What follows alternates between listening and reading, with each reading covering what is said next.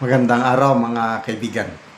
Bigyan natin ngayon ng reaction, opinion itong post ng News 5 tungkol sa sagutan, batuhan ng akusasyon between Congressman Barzaga and DPWH Secretary Vince Dizon. Naunang nagpahayag, basahin ko muna.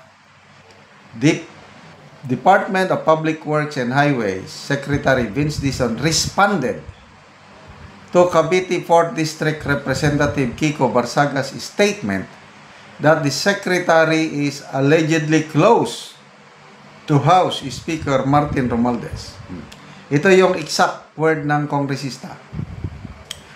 Si DPWH Vince Dizon, loyal din yan kay Romualdez sa 2026 and dami na namang mamamatay sa baha tapos siya naman magre-resign. Ala, grabe no? Ibig sabihin, sabi niya, loyal, susunod lang si Vince Dizon kay Romualdez. So next year, dahil sa tuloy pa rin ang kapalpakan, magre-resign itong si Vince Dizon. Ganon ang tingin ng kongresista. Sumagot ang secretary, sabi niya, kilala ko si Speaker Romualdez. Matagal na. Pero hindi ko masasabi na close friend ko siya. So medyo may pag-amin, kaya lang, hindi naman kami close. Kilala lang. So sabi pa ng secretary, we are here as per directive of President Marcos.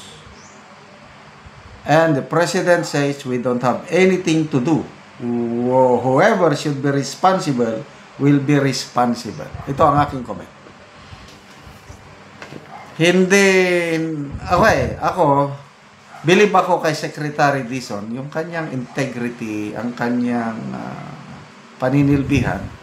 Kasi matagal nang naninilbihan. Panahon pa daw yan ng ERAP administration, nasa gobyerno na. Tuloy-tuloy, from ERAP to Gloria to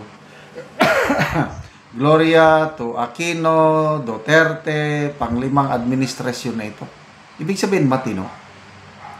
Kaya lang, may nakita akong parang questionable, sasabi niya na, we are here as per directive of President Marcos. Kung umaasa lang siya sa Pangulo, mahina. Ang dapat dyan, kung secretary ka, not so much on the Pangulo, but sa taong bayan, sa bansa, yung pagmamahal mo sa tao. Yun ang mas matibay na pundasyon, hindi dahil lang sa utos sa Pangulo.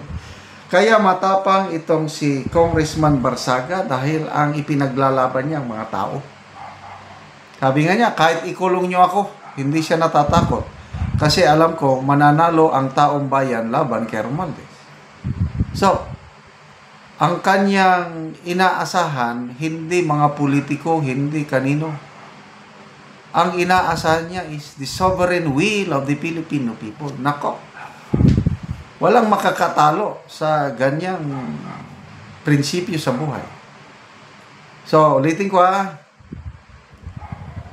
saludo ako kay Secretary Vince Dizon. Kaya lang, medyo pag nagkataon, nagkagipitan, baka hindi rin tatagal. Kasi ang iniisip niya, presidente lang. Di ba? Mas maganda isipin mo yung taong bayan. So, believe ako dito sa batang kongresista nito.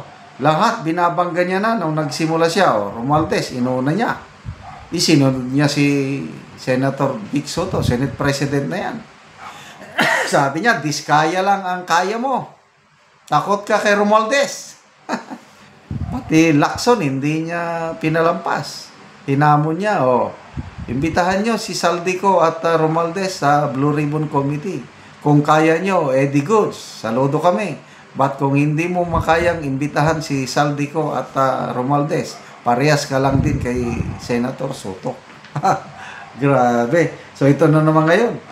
binanatan din niya si Secretary Vince Dizon na very loyal kay ano.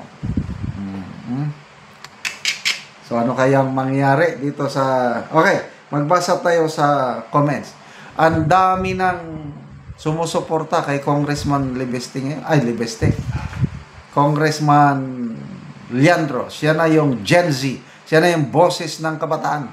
Then of course, kahit tayong may edad, susuportahan na rin natin dahil ipinaglalaban niya tayo. Sabi niya, Marty Damian, I admire this gentleman from Cavite, may bayag. Meaning itong si Congressman Barzaga, may bayag. Tony Motok Santos, just connect the dots. Tama. Tabs Ford, Operation Protect the King, sacrifice the phone. From the Ilocos, not by association ang basis sana, but by acts committed based on evidence. Baseless talks are nothing but papansin.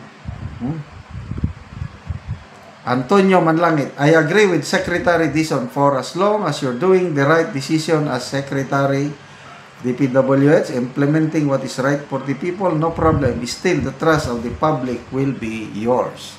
So, tingnan natin. Edward, you will never find justice in a world where criminals make the rules. Chenren, Kanadong, ayaw papildi sa mga buhaya. Marco Rivera, fancied narrative attracts media and people. Dizon acts while others talks a lot. Tess Tungol, nakakahanga ang tapang, but being brave and bold in words should be supported with dignity, honesty, integrity. Maricel Lacra, pasikat din ito, wala namang binatbat. Anyway, tingnan natin in the coming days kung ano ang mangyayari dito. Ang bantayan natin yung Blue Ribbon Committee chaired by Senator Lacson. Ano ang direksyon nila? Itutuloy ba nila? Palagay ko, hindi na nila itutuloy yung nasimulan ni Matt Coleta. Ibang approach na. Kaya sana para sa taong bayan ang gagawin nilang investigasyon. Okay, salamat mga kaibigan sa inyong pagsubaybay sa ating channel. Nakakatulong kayo ng malaki sa tribong Talandig ng Bukidnon dahil ang sweldo natin sa channel ito, pantulong natin sa tribo. Sa ngayon, namimigay tayo ng libreng yero at pako sa tribo para makapagpatayo naman sila ng mas maayos na tirahan. Panoorin nyo ang video na ito. Si nanay matagaan og yero nga mag-atop na siya karon. Og sayang ka excited siya na ang ni dala sa yero aron lang makaatop sa ilang balay. So mo ni ang mga buslot sa ilang balay. So makita gid nimo nga daot na og lata na. So makita gid nato nga lata na og daot na og kaulan na gid si nanay sa iyang balay. So makita gid nimo nga lata na ang So karon nanay, pila na ni katuig ang inyong balay nga nainana na. Nainani na ang iyang years na. Sa nga buslot na. So 14 years na busa nainani ang hitsura sa balay ni nanay. So makita gyud nimo nga daot na og tuloan na kayo kung muulan. Salamat ko sa Ginoo nga nag-atop na gyud mi nakawa na mig balay. Pila na day imong edad nay? Ko ana 57. So 57. So si nanay 57 na og mo ni ang ilang balay nga lata na og ilisana na og yero nga napasalamat siya nga natagaan siya og yero nga makaatop na gyud siya karon. So tanaw na to kay nag-atop na sila og ilang kuwaon ang yero. So si tatay ang magkuha sa yero kay ilang karungon ang ilang balay.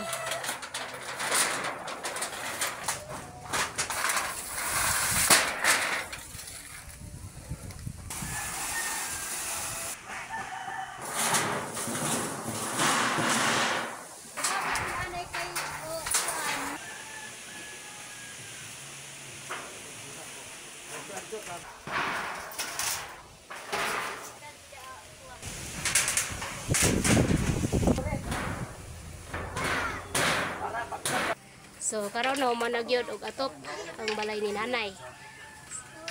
So makita gid nato nga nahumana. So si nanay nakita nato na maayo ang iyang pahiyom kay nahumana og atok ang balay. Salamat sa Ginoo nga nakamanagid mi karon nakahumang gid mi nakaatog sa inyong gipanghatag na among kalisod karon pag gid mi nakaatog. Sige nay. Salamat po.